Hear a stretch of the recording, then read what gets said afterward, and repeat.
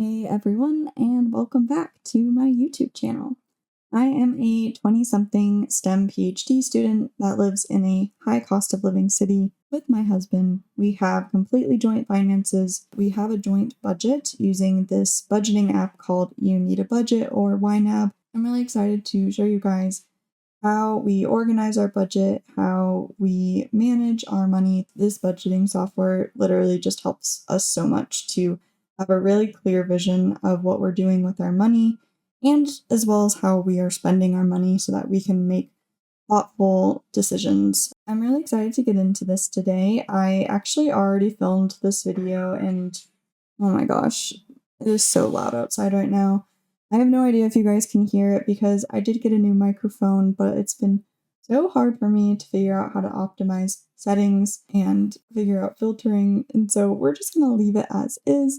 I'm going to try my best and learn as I go and as I film, more videos. So anyway, I am excited to show you guys our category groups, how we organize our YNAB today. We both started using YNAB a few years ago. So my husband has been using it for 5 years. I've been using it for 4, and we've had a joint budget for 3 years.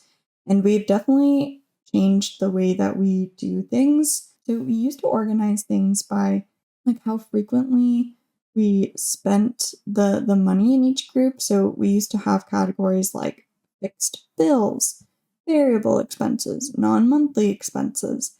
But I really didn't like that because I felt like our reports were not very meaningful. Like I don't really care like how much we spend on variable expenses versus non-monthly expenses. Like they're kind of just all variable expenses. And that's not really dividing them based off of needs or wants or category.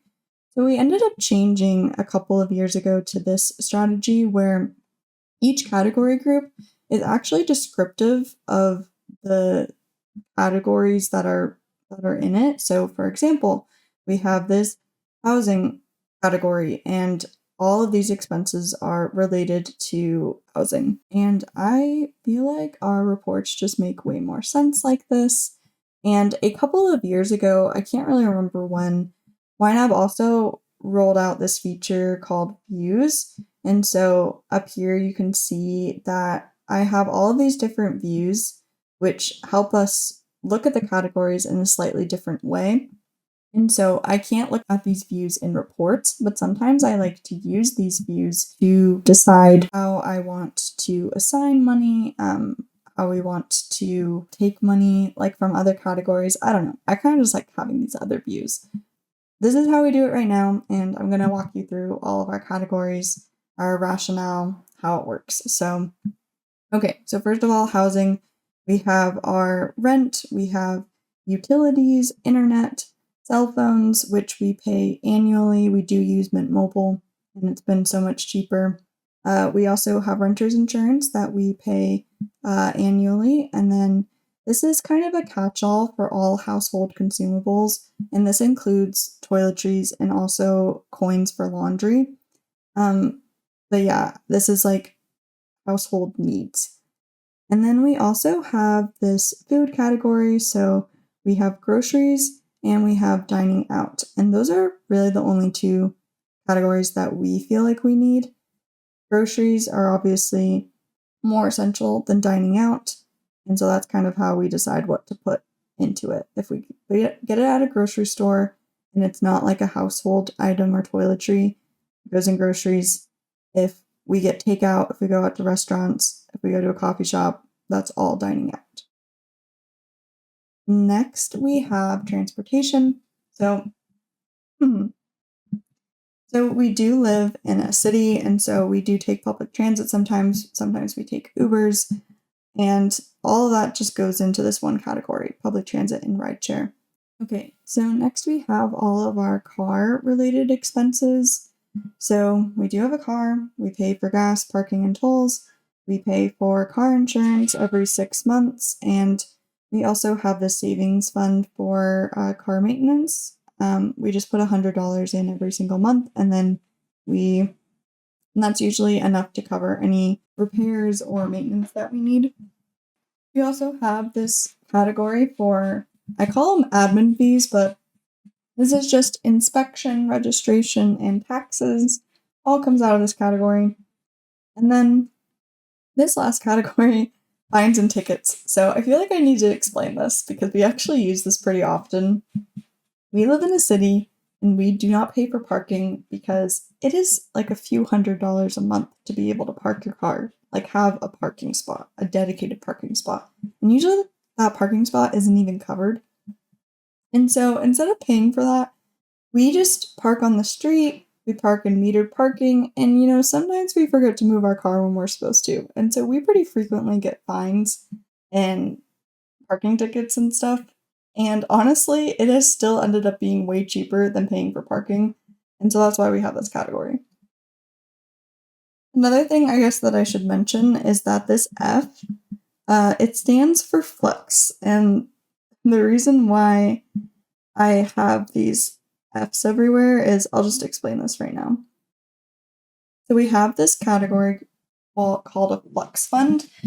And basically, we had all of these category groups. I think if I hover here, you can see. So we had these category groups for transportation, healthcare, joint expenses that we weren't really spending out of very much. And I kind of had just this money sitting in those categories. And I didn't really like it because we hardly ever spend from these categories. And so I just decided to take all of the money and put it into one fund called a flex fund.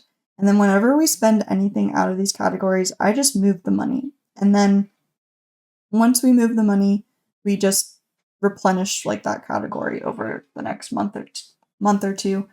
And so I'd say 3,000 to 4,000 because I think like having around $3,000 is probably good, but really no more than 4,000 is probably necessary for any of these categories. So yeah, I like doing that so far. We might change it again. I don't know, but it's good. I like it. And so bike expenses also falls under that because we almost never use our bike. I'm also going to go ahead and hide this because we don't usually have a lot of those categories like on the budget because we're not really spending out of them. I don't really care, so I don't want to see them. I'll just unhide it if I need to use it. So that's what we do.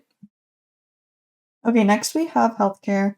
So first we have medical, which just covers any medical, dental, vision, out-of-pocket expenses.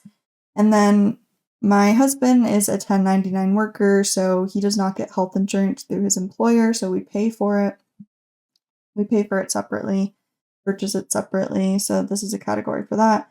And then we also have to pay for a dental plan for both of us annually. And then we have this category group called dues and subs. So this is just all of our subscriptions, both monthly and annual. So we throw all of our streaming services just into one category.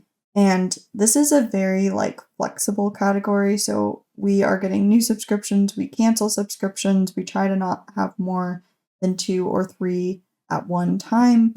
And that works well for us. So we just have this one category and yeah, all streaming services go into this. We have some cloud storage, we have Costco, we have our credit card annual fee, insurance for my engagement ring, and then we have obviously a category for YNAB, which is the software I'm using, and then my husband has a website, and so this is how much we pay for its website domain. Next, we have our giving category and our giving category group, I guess. And so we have both a category for just gifts. This is literally all gifts that we get other people throughout the year, except for Christmas. I like Christmas to be separate so that I know we have enough for it because we both come from very large families and it is honestly just chaotic every year trying to do Christmas. So yeah, we have a category specifically for Christmas. And then we have charity. So this is like a catch-all category for like literally all charitable contributions, including any kind of like GoFundMe's that we want to contribute to or anything like that. We don't have any recurring donations right now. We're trying to be very thoughtful about where we send our money, and so we're still thinking about it. So we haven't spent like any of this money right here, but we do have a goal to spend on average or to donate on average $450 a month. And yeah, this just kind of builds up until we decide what we want to do with it. But the goal is to spend this category down to zero by the end of the year. If you guys do have any suggestions on charities that you really like, or yeah, organizations that you feel really passionate about, feel free to comment below. Um, and that would be great to get your guys' feedback about charities that you care about. And then maybe we can think about donating to one of them. Okay, next we have our joint spending category group. So this is anything that kind of benefits both of us or is kind of a need for either one of us. So joint spending, we first have dates and fun. So this is anything that we do together that's for fun or entertainment, even if we're with other people. If we're together doing it, it just all comes out of this category. Then we have two different groups for travel. So one is this just pays for us to fly home. Whether or not it's just one of us flying home or both of us going to the holidays, we just always want to have money so that we can choose to go home to see our family because that's really important to us. And we live far away from both of our families, and so it's expensive. It really is expensive nowadays to be able to go home frequently. And we do have a travel card, and so that covers some of our flights throughout the year as well, just the points that we get. But yeah, we like to have a protected category to go home. And then we also have this general travel category, which is more like a vacation fund, I guess. We really haven't gone on any vacations recently, so that's why this is so high right now. And I don't think we're gonna go on a vacation this year, so this is just gonna have to be all go towards a vacation next year. I just don't have the bandwidth to plan anything, and I also feel like I'm already taking so much time off to go to different family events that we're just not gonna be able to go on vacation. Okay. And then all of these categories are all connected to the flex fund because we hardly ever spend out of them. But if we did, I would just unhide the categories and categorize it and then cover it with the flex fund. So furniture and decor, any electronics that we need, anything related to career or school, and then any kind of IDs and government docs. So this includes driver's licenses, passports, that kind of thing. I'm going to go ahead and hide these because we don't need them. Okay, and then my favorite part. So I really like that we do it this way now. So we both have a category group for ourselves. And then this just allows us to thoughtfully think about what we individually spend money on and make sure that we both have enough money to do the things that we want to do. We're both really frugal people. We have a hard time spending money. So by having dedicated categories to certain things that we deem important, it gives us permission to spend money on things. And we honestly kind of need that. So we used to just each have our own single categories that was part of it. It was all merged. So these three category groups used to all be merged. And then myself and my husband just like had a category in that. But I really like this broken out now so that we can kind of analyze what we spend money on. And like I said before, be able to spend guilt free on certain things like if we need new clothing, we should just be able to go out and buy new clothing. We want to spend money on fitness related things, we should just be able to do that. And then and then obviously my husband should be able to go to the gym. So like we have a gym membership for him. We should both be able to spend money on getting our hair cut, or for me, like getting makeup. And you can see here that the amount that we have assigned is not exactly equal, but for us, it doesn't matter that it's like equal. It seems fair for what makes sense for our lives. And so we discuss this. It's a very fluid conversation about how much money that we contribute to each of these categories that feels fair to us based off of our personal needs and also the way that we present ourselves. So I wear makeup, he does not. So I get more money in my beauty category than he gets for haircuts, for example. We also both get dedicated guilt-free money, and this is just used for literally at anything that we want to spend money on that doesn't fit into these other categories. So just random things that are really just for ourselves, going out with friends, different activities that we're doing solo, any solo trips, that's all coming out of here. And then lastly, I just want to mention this group. This is literally just a tracking category. So whenever I go to the movies, which is very often because it's a major hobby of mine, I love going to the movies.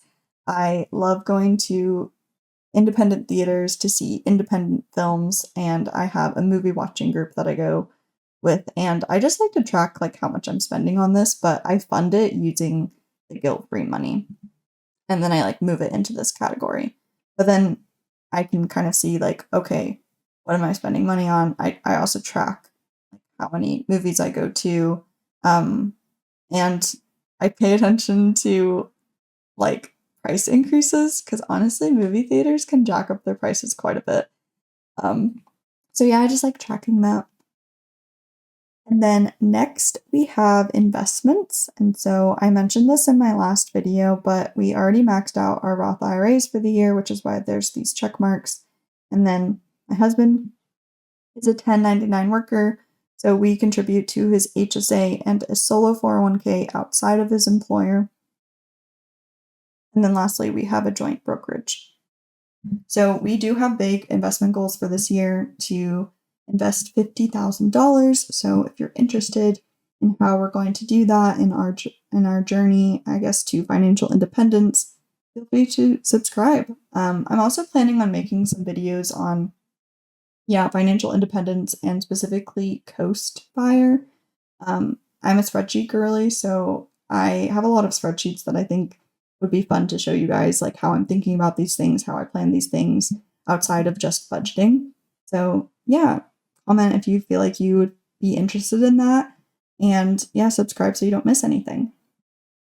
Lastly, I have this holding group. And so it's called holding because we don't ever spend money directly out of these categories. We move that money to the other categories to fund them. So holding is just if we receive any money and we're not sure what we want to do with it, we just put it in holding until we can talk about it.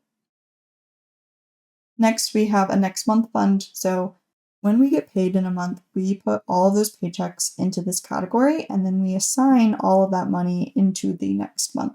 And so this is just easier and faster and more organized. So then when we start a new month, all the categories are nicely funded and we don't have to worry about anything. We don't worry about when bills come out. But I like the next month category because then all of our available cash is in the current month. And I don't know why I like that. And then if we like change any of the targets or anything, I don't have to like unassign money and then reassign it. It's just easier. And then I already talked about this flex fund. And then we have our emergency fund, which is fully funded. And I definitely don't think we need more money than this because in a way, our flex fund and our next month fund are kind of can all be used for emergencies as well. And that's over $34,000. So I think we're good. And then lastly, we have this opportunity fund.